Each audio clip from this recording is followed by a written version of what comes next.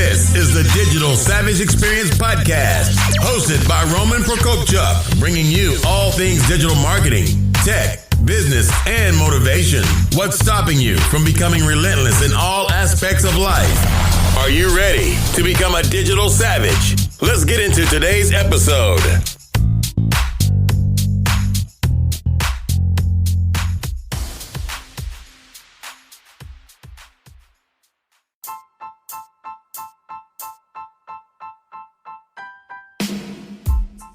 Hey everyone, this is Prokopchuk, and this is the Digital Savage Experience Podcast.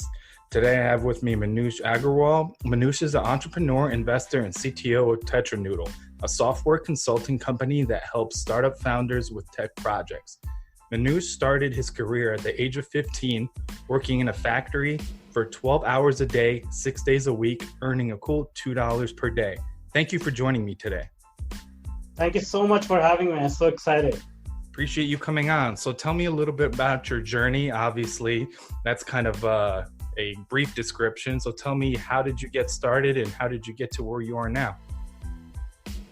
Well, I grew up in a small town in India, and this is 25 years ago. And there were, India has made a lot of progress, but back then there were not many opportunities, not many educational institutions in the place where I grew up. So I had to do, whatever to sort of build my life and start a career. And I started working in a factory at 15. And on the side, I was continuing my studies, acquiring whatever education I could get. And then, by just sheer luck, in that town, a new computer programming institute opened up. And this was around, I think, 96 or so. And I couldn't afford the fee, so I had to sort of wait for about a year to save enough money to enroll into a program. And basically, I enrolled in that program. I fell in love with computers, programming, and from there I decided this is what I wanted to do. And I met my wife in the computer institute as well. So after getting married, we moved to North America, and I got a job as junior programmer. I got fired from that first job in Canada, so that was another big blow. But through all these experiences, I learned. I tried to improve myself. I tried to figure out, what am I missing, and from there onwards, I sort of, went on to become an executive in multiple companies, working on some amazing projects, and helping a lot of startups find their right product market fit, building their technology, growing their technology, and having a lot of fun during it. No, that's awesome. And obviously you have an immigrant journey. And I think I came to the United States from Ukraine when I was 5. So I can relate in that sense. And sometimes I think about how life would be very different. Obviously, India, there's a lot of obviously different cultural stigmas. And obviously you have a caste system and other things that hold you back. But I think you coming over here opened up a environment of you can do anything and get to where you want to go based on your own desire to do so and continuously learning. Exactly. So what motivates you to succeed? Well, what motivated earlier, the motivation changes as you go through life, right? So earlier it was, the motivation was for me to have a better life, better than what I had earlier, because I knew I had more to give, more to share with the world, more to learn. So my desire was to acquire enough skills so that I can realize the full potential. Like I can push myself and see where I can go. But as you sort of make progress in your career, as you acquire these skills, acquire wealth, you're well off now, you're comfortable. Your priorities change, right? The motivation changes. So the motivation sort of now is about raising my kids, giving them a better life, better than what I had, and making sure that they don't have to struggle. That's one thing. But also give them a little bit of a push so that they don't become too comfortable in life, so that they have the drive that is needed to do something. And secondly, also help other people. Because when I was going through my struggles, I really wished there was somebody to help me, to guide me, to lend a hand, and sort of correct the mistakes I was making along the way. So I want to share my experiences with people who are going through similar journeys, who are sort of struggling, and helping them out achieve their goals faster, more effectively, more efficiently. No, I agree. And I think you mentioned as you get older and your priorities change. So I guess in my 20s, I was chasing more of the, titles and that monetary compensation, which obviously as you get more successful, usually that correlates with, more income. But getting into my 30s, it's been focused more on legacy. And about a year and a half ago, I became a foster parent. So trying to kind of impact young kids coming from kind of turbulent backgrounds. So like you said, that kind of perspective on life changes and responsibilities and priorities change. Obviously, the goal can still be the same, but the way you attain it and what you prioritize can often change over time. Yeah, exactly. So what's one weakness you may have had in the past that you've turned around and made it a strength and utilize it today? One weakness. That has to be communication and my shyness. Like I was really shy as I was growing up because of various reasons, various experiences that I had growing up. So I had very limited friends, and like basically I was just like a lone wolf in school, just always buried in books and stuff like that. So as I was growing up, I realized that you cannot succeed at anything until you work on your communication and learn how to connect with other people, learn how to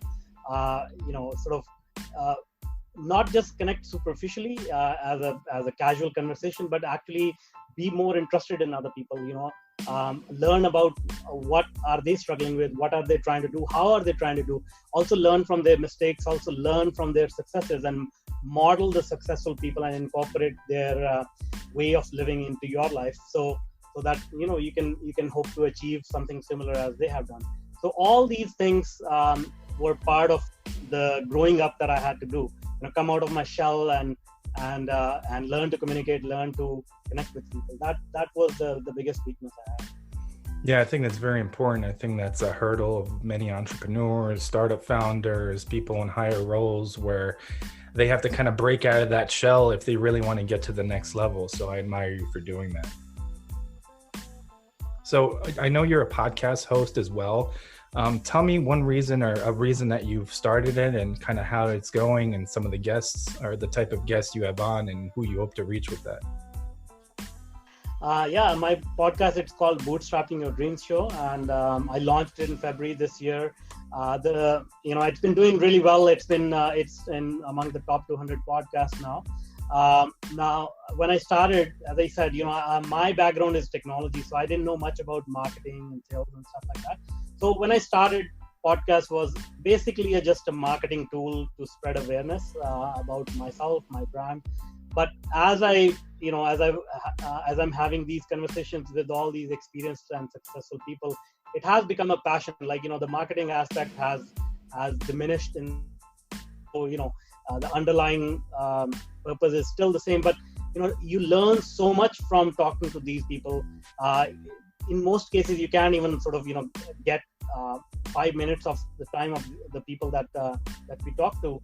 But during these podcasts, you get to have one-on-one conversation with them, 30, 40 minutes, 1 hour, and you learn. So this platform, not only you learn, but through this platform, you're sharing this knowledge with the world, and you're helping thousands and thousands of people around the globe. So it's going really good. I'm really having lots of fun with it, and I'm passionate about it. I think everybody should start a podcast. It's one of the best ways to sort of not only learn, make contacts, change your mindset, have interesting conversation, expand your thought process, make more headspace, and just expand your horizons. You learn so much about how people are becoming successful. There are so many ways to become successful, and generally when we sit in our sort of closed-minded sort of one path of thinking, we just focus on the things that we know. Okay, you get a job, you get a degree, you get a nice title, and you will be okay. But there are so many other ways to make money and to live your life to the fullest. And you can get that knowledge by talking to these people. Yeah, I agree. And I think, like you said, in the interview format, I just like hearing people's stories and kind of where they started and some of the things they went through and got to where they are now. And also, it's a good opportunity if you don't directly use it for sales or getting leads. You're networking and meeting people you may have not necessarily met in the first place from all over the world. So it's interesting. I like learning about people. I like connecting in that sense as well. So it's a great opportunity and a great platform. And voice is growing year over year, and how it's implemented in terms of smart devices, smart homes, and the many ways you can listen to a podcast or any other content that's in audio format. Exactly. So tell me a little bit about TetraNoodle as well. Some of the things you guys are doing, some of the people you work with, customers you hope to reach. Sure. So I started this consulting company in 2001. Back then I was an employee. As I said, I was a junior programmer. I got fired, and then I went on to another startup, and then that startup did well, but then September 11th happened and they lost the funding and everything. So once again, I was laid off, and I was not actually laid off, but I was given an offer to continue to work with the startup, but without any pay because they ran out of money. So I had to find some other alternative. And what I realized was, going through these cycles, working for other companies, I realized that, there is a myth of stability in permanent employment. So basically I decided, okay, I'm going to go on my own and start my consulting company, work with multiple clients. And that's what I did. So over the years, I've worked with small startups, like early stage startups where founders have just an idea on the back of the paper napkin, and they have a vision to build something. And also I've worked on large scale projects for companies like Microsoft, Pearson Education, some government organizations which had budgets of hundreds of millions of dollars. So I've seen a huge range of business domains, type of projects, distributed projects. Like some of the projects I worked on, they had teams working across the globe on multiple continents, multiple time zones. So it has been very interesting journey, and through these projects, I've been able to deliver more than $500 million in value. So that includes revenue plus any company evaluation based on the technologies that I built. So it's been a fun ride so far. And who I work with is generally startup founders who are looking for help in their technology implementation, whether it's building technology from the ground up, or maybe they have some issues that they need to resolve, or they need some second opinion about how their technology is being built. I also help with digital marketing, finding the right product market fit, and help grow the companies, grow the startups. No, that's awesome. Obviously, a lot of companies in those situations when they're starting out or looking to scale, that kind of service is very important. So it's really cool. So what's one piece of advice you can leave with the audience, either personal or professional? One piece of advice is get to know yourself, get to know why you are doing whatever you are trying to do. Because in today's world, we generally are generally living in a very noisy world, right? Like there's so much stimuli, so social media, email, and so many things are being thrown our way, and our minds are getting overloaded with all this information. So what happens is, since we cannot process all this information, we try to compartmentalize this information and come up with summarized view of the world, which may not be our internal view of the world, but we are adopting somebody else's view of the world, somebody else's values. So what I mean by that is, most of us are trying to be successful, but that success always implies making more money. But when you go inside, when you look inside and be more self-aware, it may not be about money. It may be more about some adventure that you want in your life, or maybe more about the time you want to spend with your family or what have you. But the thing is, we put those values aside because we think that making money is more important than our core values. That comes to surface only when you start to understand yourself, start to understand your priorities. And once you clear on that, then you do what you align your business, your profession with those values. And then you get much more success, much more happiness, much more satisfaction. So that's the message I want to share. Yeah, I agree. I think an important thing you said there is self-awareness, because as soon as you become self-aware, things open up, and your view of the world and things around you, and maybe even your goals, you may have to reset or realign things. They become very clear. But a lot of people don't get to a self-awareness phase at any point of their life. So it's the ones they do, I think, get obviously a lot further. Yeah, exactly.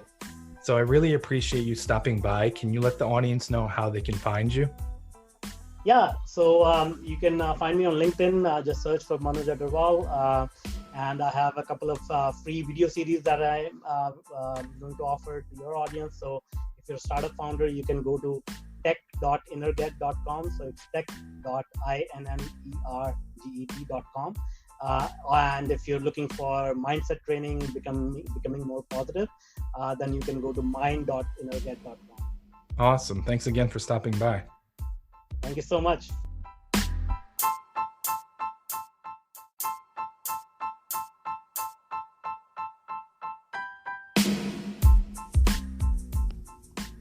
Hey everyone, this is Roman Prokopchuk from Roman Prokopchuk's Digital Savage Experience podcast.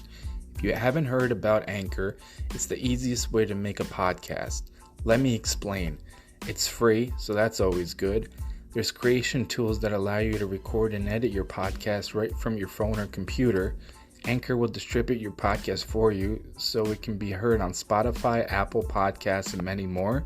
You can make money from your podcast with no minimum listenership. It's everything you need to make a podcast in one place. Download the free Anchor app or go to anchor.fm to get started.